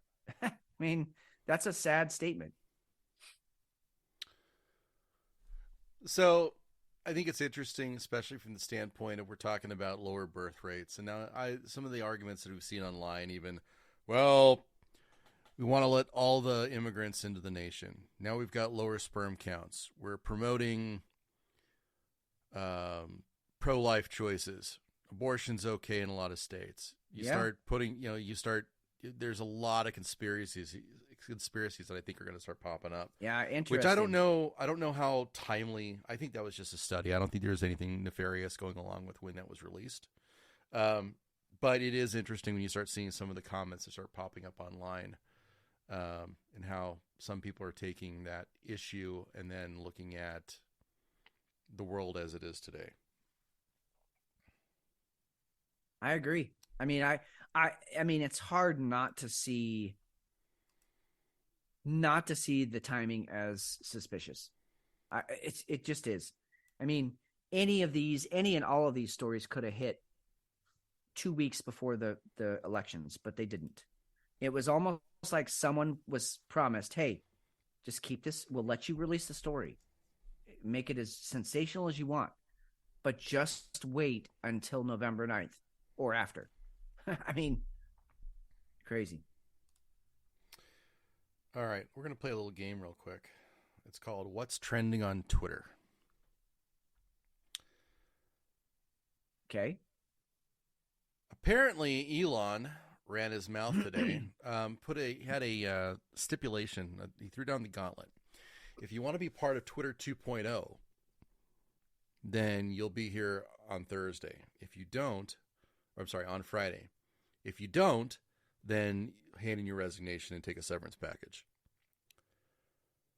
So now Twitter is blown up, thinking that Twitter is going to go down and be gone forever at midnight. I have even received instant messages from people thinking that this was going to happen, all because Twitter says it's trending on Twitter. I'm absolutely blown away that this is a thing. Twitter's not going anywhere. Not yet. I mean, ultimately it may fail. I mean, I don't think anybody has any illusions about that, but you're right. It's going to be around tomorrow. When we wake up, it'll still be there.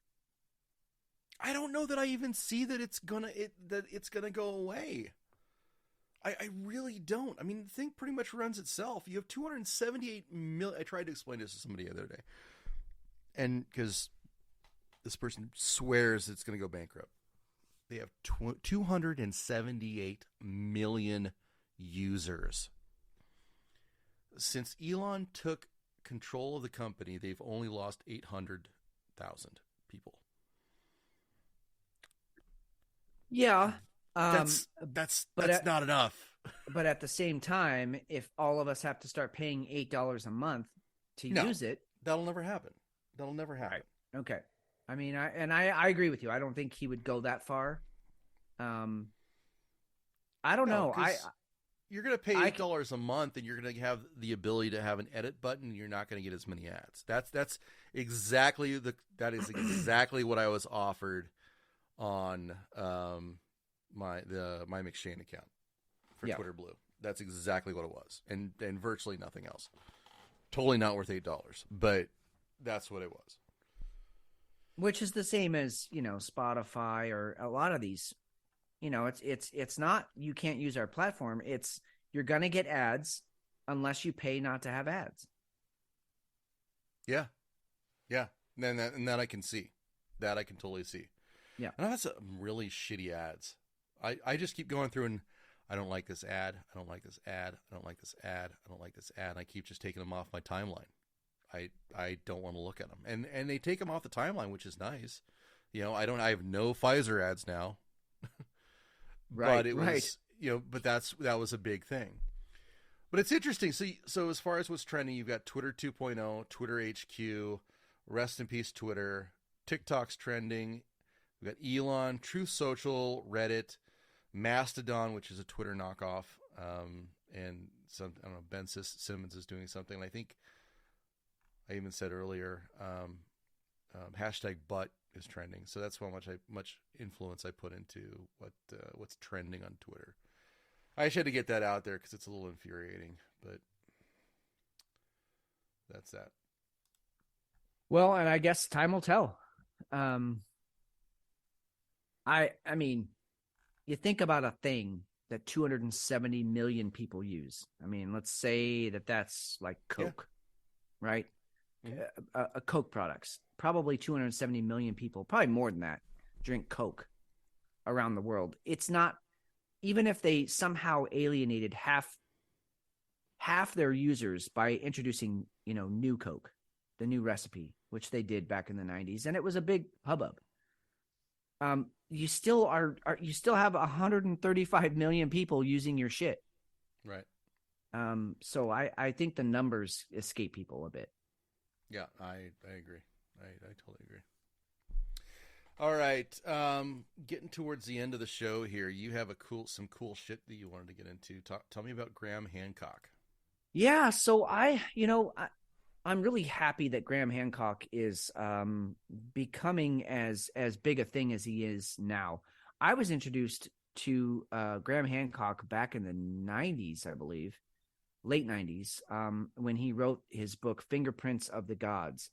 And it was such a revolutionary book just for me, just introducing me to new ideas that how come that there are pyramids on every continent on the planet, many of which were built and constructed way before supposedly populations had migrated to other continents. Supposedly when all of humanity was on the continent of Africa, we've got, pyramids going on over in South America. And so he just raised a lot of interesting questions in that. And I'll go back. Graham Hancock is a journalist. That's his job. That's what he does. He writes. He's not an archaeologist. He's not a UFOologist. He's not, any of these things that, but what he writes about are, I have questions. And so I went, and he goes on these amazing quests to find answers to all of these questions. Well, he's now gotten himself a Netflix show, and it's called Ancient Apocalypse. And the reason I'm highly interested in it is because I'm on episode 4 now. And all of the evidence that he is finding from a completely different avenue, which is the archaeological history and evidence of things. And he goes and talks to other actual archaeologists who are doing really cool shit with technology, with, LiDAR, ground penetrating radar, satellite footage, things where we're finding these ancient civilizations where we thought there weren't any. So he's not just, speculating. He's going and talking to people who know this shit. But all of the evidence is pointing towards this cycle, which I've talked about on the show before, about every 12,000 years, we have this mega flood and a mega wipeout of humanity, of all of our population. And so I'm interested to see kind of where the series is going. I believe there's 8 episodes, so I'm about halfway through. But the evidence is very intriguing. He brings up some very he goes around all around the world and goes to some just amazing spots that I've never even heard of, but these archaeological spots where people are finding civilizations that weren't supposed to be there until about 2,000 years ago. Well, they're now finding evidence that they were there 6,000 years ago, and the stuff that we used to find, it was built on top of older stuff. And so he just goes, and he's fascinating to listen to. He's British, so everything sounds better with a British accent, right? But he's fascinating to listen to. He's been on Rogan a couple times. He's written many books on some really just, some crazy stuff until you start reading the evidence, and then you go, actually, That what kinda he makes is, sense. yeah, what he's putting forward actually makes a lot of sense and could be plausible. Maybe not probable, but plausible. So anyway, to me, he's an old friend because I read him over 20 years ago. Okay. And now he's kind of risen to prominence, and it's just cool to see that he has his own Netflix special. So for any of you who are interested in kind of the esoteric, the kind of out there stuff where really there are no answers, go check out the series. It's really well done, very beautifully photographed. They show you kind of, sometimes you watch those documentaries and you're like, okay, but if they would just move to the right, I want to see over there to the other side of that rock. They do that in this. They show you every view. They show you some cool computer renderings of what's going on under the ground. So you get all the views, you get all the info that you want to make your own decisions. Right. But he's really just really good in this. So anyway, I just wanted to put it forward because I've started watching it this week. It's really well done, and I think some of our listeners might really enjoy it. So he reminds me of, and I haven't watched the series yet. I intend to, because for one thing, I love that it's 30 minutes at a pop. Right. Really quick, easy, just watch one a night. Not a big deal. It kind of reminds me of the Stanley Tucci series that's on. I think it's one of the only good things that CNN has done. Anyway, getting back to this, it reminds me of David Attenborough. A bit, yes. Only totally. I mean, I love the ancient apocalyptic kind of a take on things, because you do have all of these ancient civilizations. Well, they should have survived, right? And if they didn't, well, why? What happened? That's one of those things that, especially if we're going to survive, let's call it what it is. Yeah. And that's kind of what I'm getting at with all this is like, we're, pretty much like clockwork, every 12,000 years, something like this happens. Well, the last one was 12,600 years ago. So we're due. And I'm not saying it's going to be within my lifetime or even, your kid's lifetime, but probably in the next couple hundred years here, we're facing another just mass extinction event. And I have my own thoughts, of course, of what that is, my own theories, based on, the research I've done, but we don't need to get into it in the show. Just, I think Graham, and even just in the first 4 episodes, he really raises some important questions that people haven't thought of before. A lot of the evidence that he's presenting is brand new. Nobody's ever heard of it before, because he's going out to these locations and talking to people who know, and really presenting some really interesting theories. And again, you can write him off and say it's bullshit. It's still a fascinating show to watch. So either way, you're going to benefit from it, even if you think it's complete hogwash. So when is he going to be near us? He does do tours. There's Cosmic Summit 2023. Yeah. And then there's December 14th in London. So I guess we'll have to go to London to go catch him. I would love to go to London, but that's not on my timeline. I don't. Yeah. My mom's going to be coming to visit right around then. So. All right, But, I am going yeah. to. Right. So I'm going to give you. Or did you have anything else on Graham? No. Sorry. No. That was it. No, good. Okay.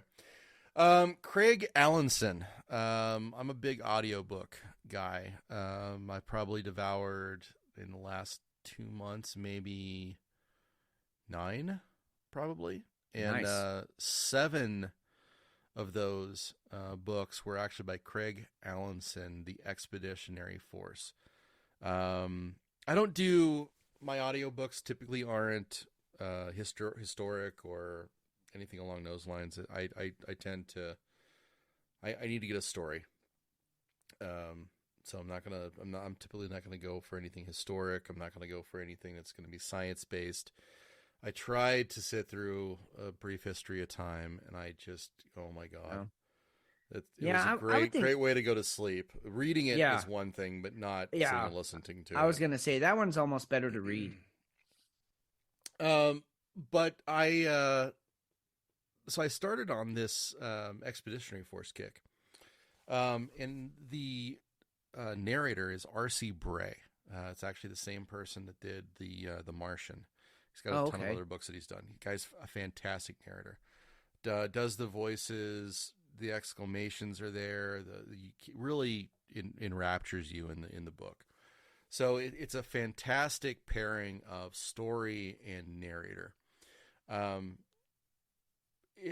would like to think this was the way the old time shows were because of how he handles them. But the audiobooks are absolutely fantastic. The book is all about a expeditionary force that leaves Earth to go with this Kristang alien population. And it's after this other alien population blows the hell out of Earth. Defeats all of its infrastructure, just totally decimates it, puts us basically back into the industrial dark ages.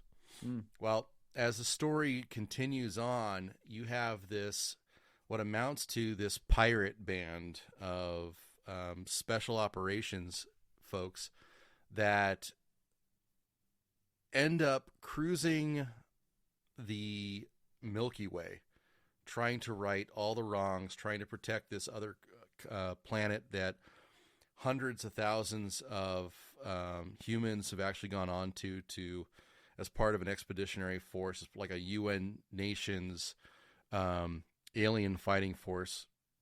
It's just absolutely fantastic the way it's done. Exciting. Yeah, that sounds very interesting. It's a little almost like Battlestar Galactica meets Black Ops Special Forces stuff. That's exactly what it is. It's Star Wars, it's Black Ops, it's you get a lot of there's politics involved, deceit, and then you've got the Pirates of the Caribbean because you've got this group of humans that are cruising around the Milky Way trying to protect everybody, but just causing a ton of shit. But the biggest factor is that there's this ancient alien elder AI called Skippy. And he's the biggest asshole you ever want to meet. But he's so intelligent and he can do anything, virtually anything technically. And it allows them to get out of so many jams. And it's just fantastic. It's a fantastic story. The characters are well developed. The banter in between the characters, especially between the main character Joe Bishop and Skippy the AI, because they turn into pretty much best hate each other, and it's just a fantastic series. So I highly suggest. It's Expeditionary Force. You'll start off with book 1. It's Columbus Day. I suggest the audiobooks. I haven't read the books, but it's Craig Allenson is the author, and that's my cool shit for the week. No, that's awesome, man. It looks like there's how many books? I mean, at least 9. I'm on Renegades right now, and there's look at it, 14. There's supposed to be 15 by the time everything is said and done, and The audiobooks themselves, it depends on which one you have, but it's roughly between 11 and 17 hours. Okay. I think 17 hours is the latest one. And if you're going on a road trip, you're flying someplace, you're driving someplace, it'll suck you in. Yeah, I'm a big Spotify guy, but I get on this and I'm like, I gotta eat the book. I gotta get it done. Yeah. No, my wife and I, we drive to Colorado every summer, or we have for the last 2 years. And that's what we listen to is audiobooks, something that I think we'll both enjoy. We listened to the Rosie Project, and then the second book in that, which I forget what that's called, but something like Rosie Project Part 2 or something, but very, very well done. And I love when the narrator can capture, as you said, it adds emotion into what's happening so if it's funny, they make it funny. If it's exciting or tense, you can hear the tenseness in their voice. If it's a question, you can actually hear the question on the end of the sentence. I love that. I'll tell you what, Stephen King, reading his own books has got to be the worst thing that's ever happened to the planet. It's terrible. I tried too. It sucks. Oh, he's terrible. He's the best storyteller maybe ever, but he cannot read his own shit. Yeah, he's terrible. So finding the right narrator for your story is it's so worth it. And so this sounds really cool. I'm actually a little bit more interested in reading these. I've been getting into reading again. Just because I miss it. I used to read, a book a week, sometimes 2 books a week. Yep. And I've gotten away from that, and I want to get back to it. So these look like I could really, this is just brain candy here. This is just fun. Yeah. You could devour this. It's easy going, and it's smart too. It really is smart. Nice. The AI is constantly saying, well, I can't tell you all of this because he has rules. He has protocols. Yeah. He has protocols that are in place that he's not allowed to tell an inferior being how things work. But it digs into quantum physics. It gets into the intricacies of warp technology and wormholes and all kinds of shit. And the way they get out of the messes, that's the whole point of the book, is that you've got this, the AI calls them monkeys, the humans throughout the book. They're always monkeys. They're dumb monkeys. He's an idiot. You're I love stupid. That. He's just an absolute dick. But he always gets pissed off because Joe, the monkey, the head monkey, the commander of the ship, always comes up with something that's like Captain Kirk genius shit. Yeah. And that's exactly what I was going to say is that was the best part of Star Trek, was that they would get in these impossible situations and somehow get out of it. And this sounds very reminiscent of that. That's exactly it. And it's vicious at times. The enemies, there's one point in time they come across, the only way that they could get rid of these enemies was for the AI to actually warp or jump this group of ships into a star. Oh shit. And they describe it. So it's beautiful in that respect, Yeah. I enjoy it. It's a fantastic series. It'll be a great read. So that's Expeditionary Force by Craig Allenson. I love it. And if listeners, if you guys can't tell that McShane and I are just fucking geeks at heart, look at the 2 things we picked for cool shit tonight. Aliens visiting the planet, possible apocalypses that are coming to a country near you, and then McShane comes in with this sci-fi stuff that's just it's just out there and fun stuff. So we're geeks at heart. We love that kind of stuff, and we're always open for listener feedback on that, as far as if you've experienced something, read something, watched something that you think we need to check out and talk about on the show. Please drop us a line on Twitter, email. You know all the places to find us, but we're always looking for new cool shit. So please let us know if you've got something that you just think deserves some airtime. And we do, to wrap up the show, because we're just about done here, but we do have our second Hefe sighting of the evening, and your timing again, Hefe, again, could not be more perfect. How's it going, man? It's going. You guys are almost done, huh? Yep, wrapping up. Wrapping things up for the night. Right on. Hey, so did you guys go ahead. know that so there was there a Joe Rogan did he have somebody on his show that was talking about our taints shrinking? Yes, he did have someone on there.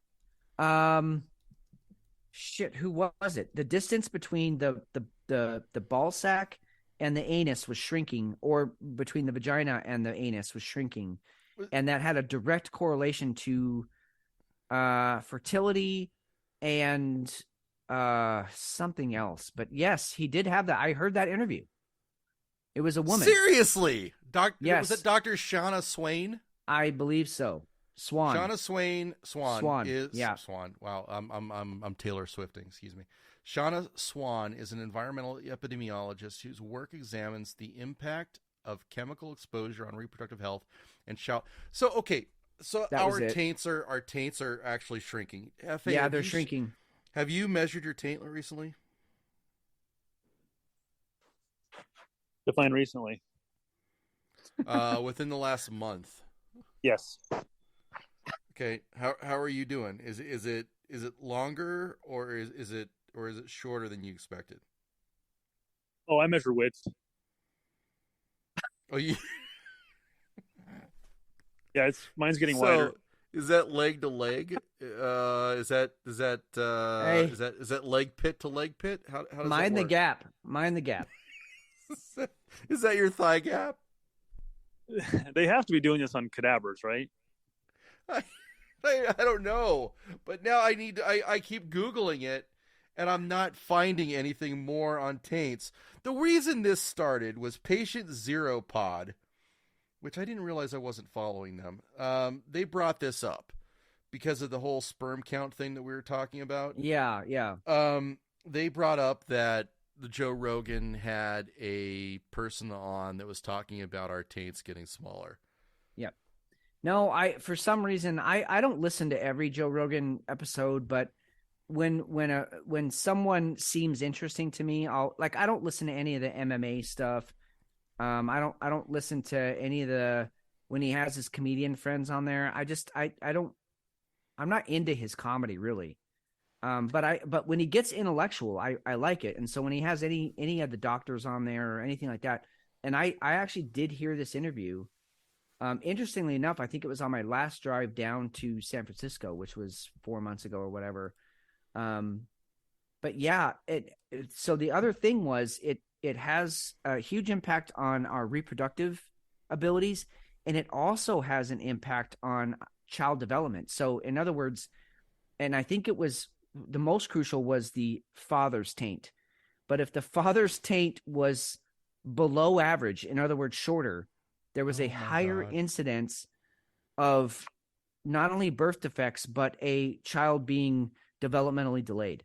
Are you fucking kidding me? No, there is an actual scientific many studies being done on this because it's like an actual thing. It's a real deal, man.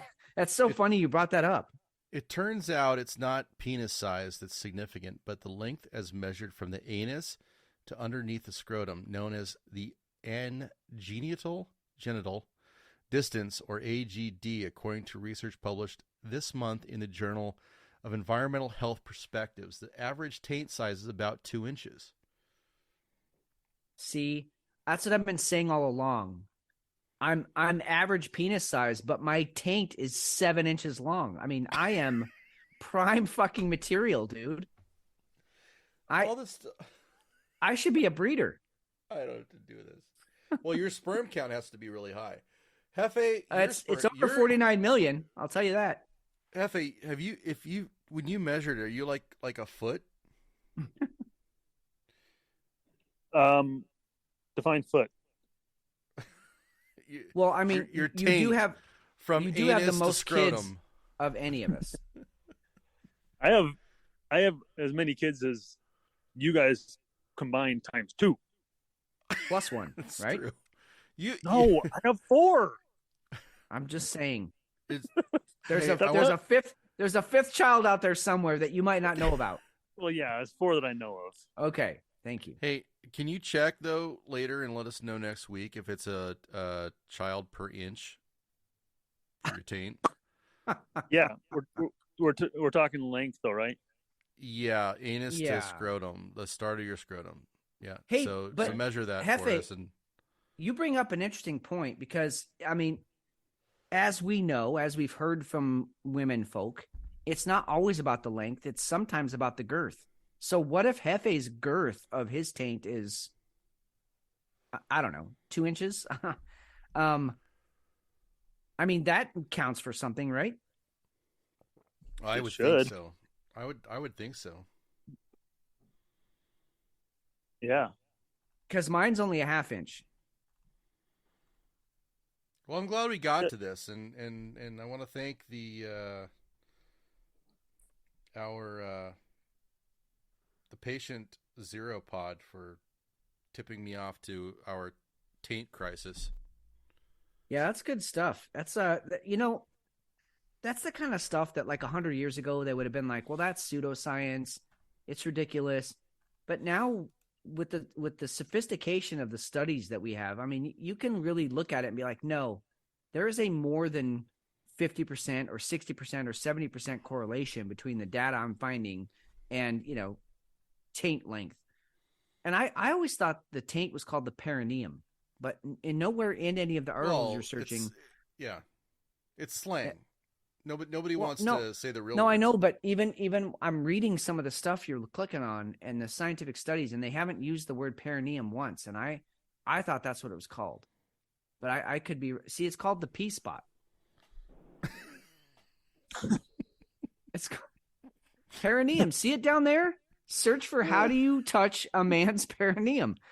I mean, I'll tell you how to touch it. You just, Start by massaging the anal area and then slowly slip a finger or two. Find the prostate by gently performing the come here gesture. Men may feel the sensation of needing to pee, meaning you are in the right spot, since the prostate is near the bladder. Oh, yeah. Hey, way to go, Al Green, on that. That you made me. I'm very interestingly aroused right now.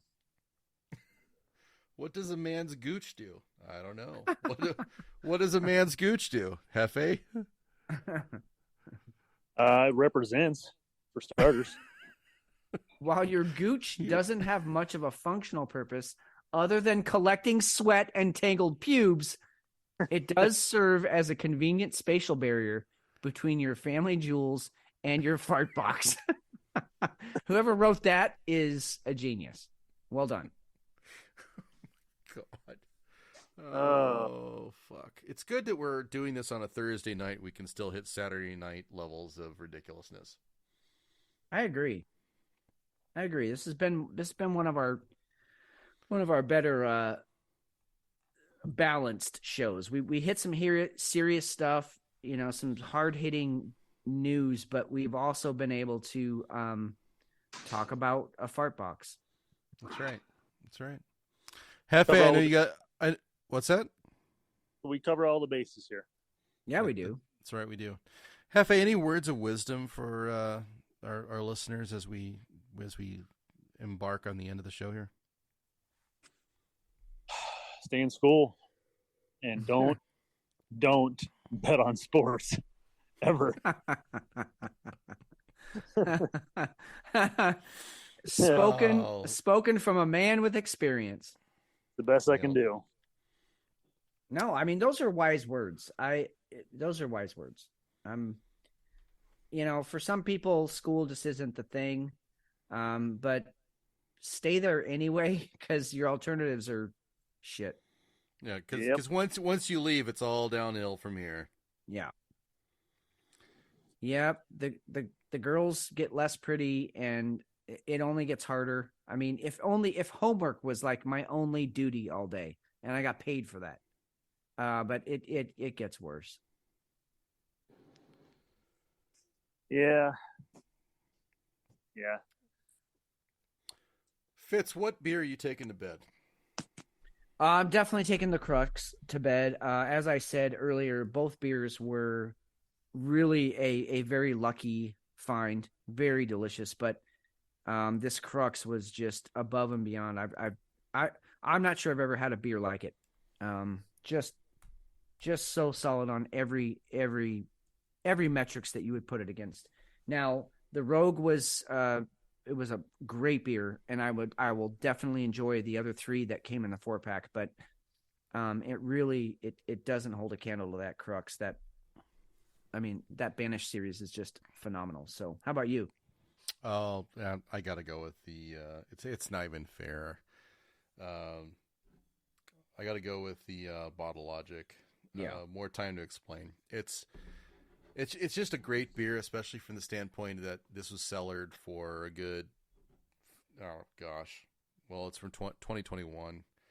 I don't know the month, but actually it's from the first batch, so it's got to be early 2021. So we're talking 18 months probably. Wow. Really happy with it. Very smooth, very drinkable, just a great beer. It's a night ender though, so keep that in mind if you guys get out there and get it. Yeah, I think so is the Crux. I mean, it's a 14%er, so it's pretty heavy. Hey, Hefe, I know you can't drink on the job unless you're boofing, which we discussed last week. But without of course using names, which dealer are you taking to bed tonight? Ooh, I love this question. Like, do they have to be working tonight? No. You get off your shift. You're heading to whose house? Well, allegedly. I'm right. head straight over to Hefe's. way to play the middle. All right. Damn, dude, that was a really good answer because that's where I'm headed to. Wow. I'll see you there. Okay. All right. That is going to wind things up. Thank you for listening. At whiskey_hell on Twitter. I mean, if Twitter's there in the morning, it'll fucking be there. Dickheads. whiskeyhellpod@gmail.com, and also go to whiskeyhellpod.com if you want to check out our website. All of our stuff is there, and even the Twitter feed's there too. We got a lot of stuff that's gonna be popping up here. So thanks for listening. Thanks for being here, conversing with us on Twitter. We love you guys. I'm Steve McShane. I forgot my gift card. I'm Fitz. And I'm Hefe. Distracted Hefe. With some nice outro music. I love it. I like that. That's fantastic. All right. We'll talk to you soon.